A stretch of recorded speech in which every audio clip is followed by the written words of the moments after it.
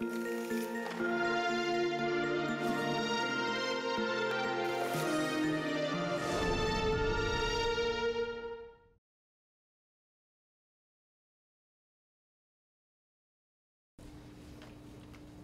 everybody, but I'm not Kirill Thompson.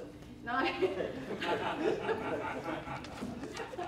Oh well, I'm actually the secretary for this conference. I'm Ho Jia, and as you probably know already, get a lot of email from me. And here's our closing keynote time, and Kirill's coming.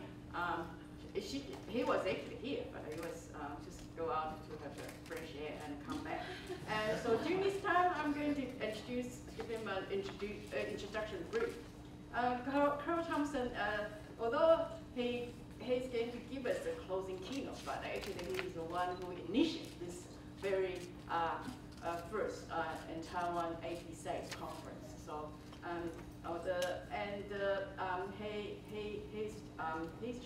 he was just recently retired from National Taiwan University, and he does Chinese philosophy. He teaches at the English literature department. And his broad interests include a lot of different kinds of philosophy, and he has very strong philosophy backgrounds, include Greek philosophy, modern philosophy, and also Chinese philosophy, especially Zhuxi, 宋明理学. And so he has write quite a lot, especially over the 10 years, and ethics, agriculture ethics, food ethics, and sustainability. Now here's our keynote, Kirill. So please welcome Kirill Thompson. Changing hearts and minds, and I think he's going to bring us back to the importance of climate change. So welcome, please welcome.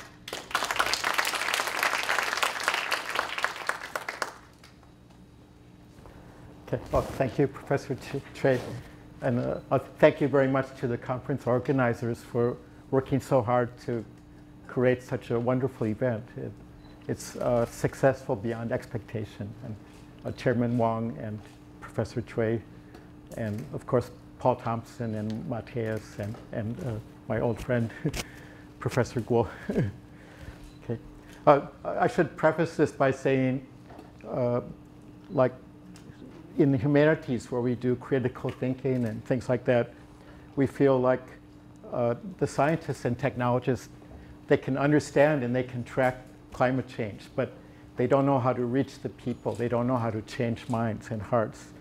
And the situation's even more complicated because the big energy companies are kind of built into the whole consumer culture and somehow involved with the media and involved with the government. So, for example, in the United States, government scientists are not even supposed to mention climate change. It's a taboo word. And then, of course, this is the influence of the big oil companies. So the population of America is not getting properly educated. And when I watched some media in Taiwan recently, like Taiwan has a kind of an energy crisis. There's not enough electric power plants. And like for the advocates of green energy, well, this is the perfect chance to invest in solar industry, power and wind power and so forth. But on the talk shows of the most popular news stations, you have people arguing we have to choose fossil fuel or else give up our economic development. They create this kind of dichotomy, but the latest research shows that this is false, that the green energy actually has a greater economic benefit than does the traditional oil, which is too monopolized. It doesn't really filter down to the population. Okay, and then just a couple of nights ago, someone on TV said, well, the cars are making more pollution than the electric power plants. And then, I mean, what does he mean? We might as well just build more of the dirty coal-burning power plants. Okay, I mean, the correct answer is that we have to upgrade our cars so they're cleaner and have more and more electric cars. Okay, so what the humanities people can do, I mean, I'm from philosophy and English and so forth is that we have critical insight into the issues, and also we have many ways to persuade people. I mean, we have the arts, we have stories, and philosophy presents arguments. So in my presentation, I hope to kind of show you ways to persuade people to press for counteractions to reduce climate change. Okay. Okay. So climate change looms large is the greatest problem of our lifetime. And it's really difficult to get our heads around it because the problem is so large, so all-embracing, and so inevitable. I mean, it's like we're on a river going toward a waterfall. It's also because the media often obscures the facts, downplays the issues, and conceals the urgency. So it's important for people, especially our great leaders, to understand climate change and the seriousness. It's vitally important to come up with ways to counter it, to ameliorate its impact and lessen its threat and risks. At this stage of the game, lessening and ameliorating are the best that we can perhaps hope for. Okay. Climate change is a matter of grave concern to agriculture. After all, farmers are at the very front lines. They live and work in step with nature. Tilling the soil, they stay alert for anomalies in the weather, changes in the local ecology and the environment. Keeping one eye on the almanac, Nongli, the farmers observe the weather and local conditions to gauge when best to plant, cultivate, and harvest. They serve as the barometers of climate change for the rest of their communities. Climate change delivers new ensembles of weather. For example, greater rainfall, less rainfall, new pests, new weeds, new blights, new diseases, and ever new challenges for farmers. Okay. Apparently, in America, during the last 2 summers, there's many new diseases delivered by mosquitoes, diseases that were not heard of before. Okay.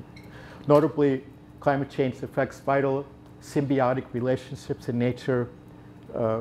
The one I noticed mostly was the timing of plant blossoms and the pollinators. Like under normal conditions, they would go into action exactly at the same time, so the bees would pollinate the blossoms, but now they're out of sync because one side is more geared to the actual weather and the other side is geared to the position of the sun in the sky, which is quite a disaster. So if this exists, you can imagine there are thousands of other symbiotic relationships that are getting out of sync. Climate change is pressing tipping points in areas with extreme climates. In parts of what Paul showed, the map of projected impact of climate change. And I think on the map you notice parts of South Asia and Australia, the summer temperatures are already about the level of lethal heat at which human survival is at risk. If average temperatures rise a few degrees above 40, these regions will become uninhabitable. And predictably in South Asia, especially, these are farming areas and homes to 1.5 billion people. In South Asia, many of them are traditional farmers. So how long will they be able to carry on their work? And how long will their wheat, rice, and maize be able to grow in the extreme heat? Because the crops also cannot grow when the temperatures are too hot. And the desertification, as Professor Shiva mentioned. The workforce in the affected areas has already dropped by nearly 500,000 people. Climate change has arrived. So in these areas, climate change is here already, and its impact is expanding inexorably. Change is underway in the northern climates as well. Arctic ecosystems and ways of life are disrupted and partially destroyed as the glaciers and permafrost melt. The melt-off is causing the oceans to warm and expand, spiking the release of methane, which is a very potent greenhouse gas, into the atmosphere. So having reviewed these examples of present and coming climate change impacts, especially on agriculture, let us think about the wider crisis and how to begin to respond as farmers and you are agriculturalists by everybody. Well, philosophy perhaps can help us to identify some strategies for getting the message out in a way that grabs people and getting people to realize climate change is real and getting them on board to strive for change. Okay. There's a real need for people in modern society to change their basic mindset, outlook, and lifestyle to get a grip on the climate crisis and respond appropriately. This is a tall order, especially since it is difficult for people to change their habits unless we can offer some clear, easy steps, with a payoff that they can recognize. I found one source or example from the writings of the French existentialist philosopher Jean-Paul Sartre. He has a chapter in Being and Nothingness on freedom and responsibility. So he argues, at times of war, people like to say that war is a product of larger forces beyond their control, therefore they can do nothing personally about it, they can make no difference. But Sartre, the existentialist, replied, challenging, during wartime we are all responsible for the response we make to the war, to fight or not to fight, to resist or not to resist. In World War II, Sartre told his French readers they should take responsibility for the sorts of action or non-action they take. He said, don't make excuses for inaction. Inaction is collaborationism, or collusion, to borrow a Trump word. Okay. For Sartre, a person who does nothing to resist the German occupation is acquiescing. In the 1960s, during the US-Vietnam War was another case. Some people applied Sartre's argument, if one doesn't take a stand against the Vietnam War, then one is tacitly supporting it and to that extent responsible. And the main point is Sartre wanted people to be more self-aware and to be more robust in taking responsibility for their responses and non-responses to important issues. And since climate change is the great issue of our lifetime, Sartre's challenge should be adapted to get people to be robust in taking responsibility for their responses to this issue. Oops. Okay. As we know, this is some background problem. Some people in business, politics, and media knowingly collaborate with the coal and fossil fuel industry.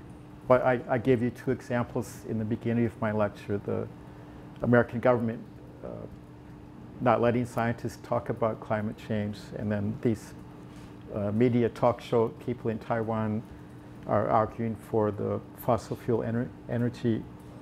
So, of course, some people knowingly collaborate with the dirty energy industries, and they are richly rewarded. I mean, they get huge payoffs. Okay, so this causes many ordinary people to stand by and say that the climate change is product of larger forces, that any response they make will be a drop in the bucket, and why not join the devil's game? Sartre would view such people as complicit in the industry's climate unfriendly ways, and by continuing to use oil, coal, and gas-generated electricity in vehicles, and by enjoying all the comforts of the middle-class lifestyle. They too bear responsibility for not trying to do things differently, and often for not even looking into other possibilities. Okay. Just when I was thinking about this, I came across a new book in the library showing that people indeed already have applied the war metaphor to the problem of climate change. There's a new book in our social science library called Strategies for Rapid Climate Change Mitigation, Wartime Mobilization as a Model for Action. Okay. So, this book was full of excellent strategies, but its weak point, its Achilles heel, is that it doesn't consider how to get the people to support this kind of measure. And then that's why we need humanities and social science to find ways to persuade people that they should realize this challenge exists and to take some kind of action. Okay. So anyway, having grabbed people and made them feel complicit with the industries that drive climate change, what then?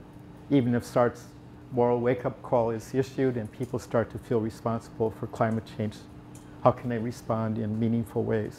That's the million-dollar question. So a huge problem is that the modern people's life world has been shaped and managed by the vested interests and the media industry for decades. Consumer society and media are just filled with many half-truths to make people more complacent. For example, corporations are turning green. I think even in Taiwan, you see many advertisements where the companies have some green symbolism that they're environmentally friendly. Okay. And they try to show things are not really so bad with the environment. And then some other extremists say, well, consumers have the right, to buy anything they want, to indulge their desires, to pursue the good life. And the climate change is someone else's problem. Okay, so in fact, the vested interests spend big money to get media to airbrush climate change concerns and distract people's attention away from climate issues. Of course, in America, we have these kind of fake reality shows and celebrity lifestyles. And the news about Trump is a huge distraction from real issues. Rosy pictures of the oil and coal-driven economy and promises of jobs. Like Trump's always going to the coal country and saying he's going to, stimulate the coal. But on the other hand, happily, the development of green energy promises to create even more economic benefits. Please refer to David Suzuki's book. So back to our million-dollar question, what can people do once they are led to feel responsible? And the following is just 6 or 7 steps. They're pretty common sense. I mean, you can get informed. What is climate change? What's driving it? You can find ways, a little bit like Al Gore, you can find ways to reduce your carbon footprint. You can use different transportation. And as a professor at Taida, I always wondered, the government used to give subsidies to Taida teachers to buy cars, but why don't they buy electric cars? Why aren't they just buying the same cars as people in society? They should be setting a good example. Okay. And why aren't they riding more bicycles? The school is very ugly from all these cars parked around, and they're all gas-burning cars. Okay. Okay. And spread the word. Talk to your friends about climate change, and share ideas for responding. Watch what your leaders are saying and doing, and vote. Get rid of the leaders by voting who are supporting the dirty industries too much. The 3 R's, reduce consumption, reuse your products, and recycle. And farmers also, they can learn which of their practices are climate unfriendly, which produce too much methane or CO2 or other greenhouse gases, and they can make adjustments. There are always other ways to do things. Okay. So how can we make people realize in their gut that climate crisis is real? Oh, it's out of time. But it's only 10 after. Okay. Okay. Okay. Oh, okay. I'll jump ahead. Okay. Now, I talked about Taoism and Buddhism because the important, like I mentioned, that our brains are so filled with the information from the media and we're so invested in the consumer culture that we just can't imagine other ways of doing things. But like with Taoist philosophy and Buddhist cultivation, these are ways to sort of cleanse your mind out, to get rid of the junk from the media, and then to start to see reality more directly and clearly. And I sort of came up with the idea, and then later I found out there's actually some books, and then they describe that people who do the breathing exercises and mindfulness, they actually become far more sensitive to climate issues. And part of it is based on breathing exercises, like qi and so forth. And the qi is actually an interflow between yourself and the biosphere. So you become more sensitive to